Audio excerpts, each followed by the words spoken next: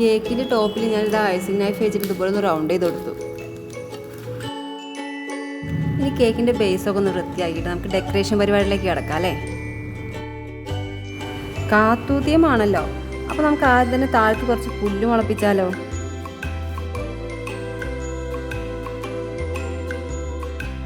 കുറച്ചും കൂടി ഡാർക്ക് ഗ്രീനിൽ ഇതുപോലത്തെ നമ്മുടെ ഗ്രാസ് നോസിലിട്ടിട്ട് ഞാനിതാ നമ്മുടെ കേക്കിന് ചുറ്റും ഒന്ന് കൊടുത്തിട്ടുണ്ടേ. ഇനി അടുത്ത് നമ്മുടെ കേക്കിൻ്റെ ടോപ്പിലും ഏകദേശം ഒരു പകുതി ഭാഗത്തോളം നമുക്ക് ഇതുപോലെ കുറച്ച് ഗ്രാസ് കൊടുക്കാം.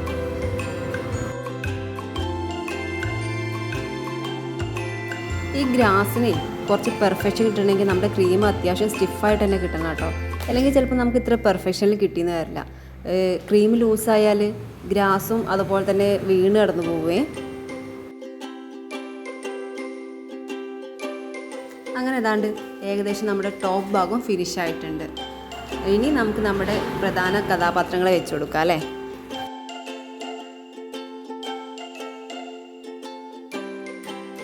മുകളിൽ ഒന്നും കൂടി ഫിനിഷ് ചെയ്യാണ്ട് തോന്നിയപ്പോൾ ഞാൻ ഒന്നും കൂടി ഒന്ന് ഫിനിഷ് ചെയ്യാണ്. മുകൾ ഭാഗം നല്ല തിക്കായിട്ടിരിക്കുമ്പോഴല്ലേ കേക്കിന് കാണാനൊരു ഭംഗിയുള്ളൂ.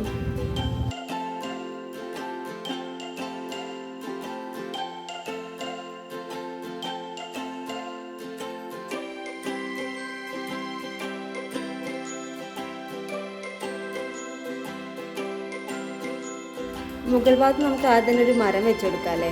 പിന്നെ ഇതാ നമ്മുടെ കാത്തുൻ്റെ ഫുൾ ഫാമിലി ഉണ്ട് കേട്ടോ. അച്ഛനും അമ്മയും അനിയനും എല്ലാവരും ഉണ്ട്. ഇതാ കേക്കിൻ്റെ താഴെ ഭാഗത്തായിട്ട് നമുക്കിതാ അപ്പൂനെയും കാത്തൂനെയും മിട്ടൂനെയും കൂടി വെച്ച് കൊടുത്തിട്ടുണ്ട്. അല്ല, കിട്ടു എന്നാണോ അതോ മിട്ടു എന്നാണോ കാത്തൂൻ്റെ അനിയൻ്റെ പേര്? എനിക്കത് ആകെ മാറിപ്പോയിട്ടോ. എന്തായാലും ഞാൻ കാത്തൂൻ്റെ അനിയനെയും കൂടി വെച്ച് കൊടുത്തിട്ടുണ്ടേ.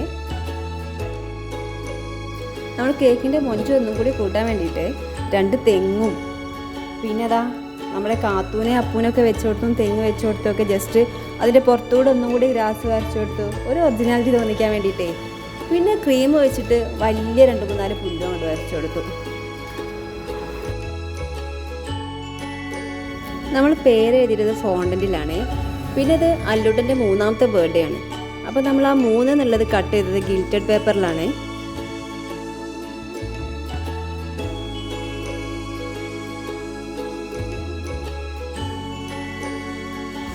അപ്പോൾ ഇതാണ് നമ്മുടെ കാത്തു തീമിൻ്റെ ഫൈനൽ ലുക്ക്.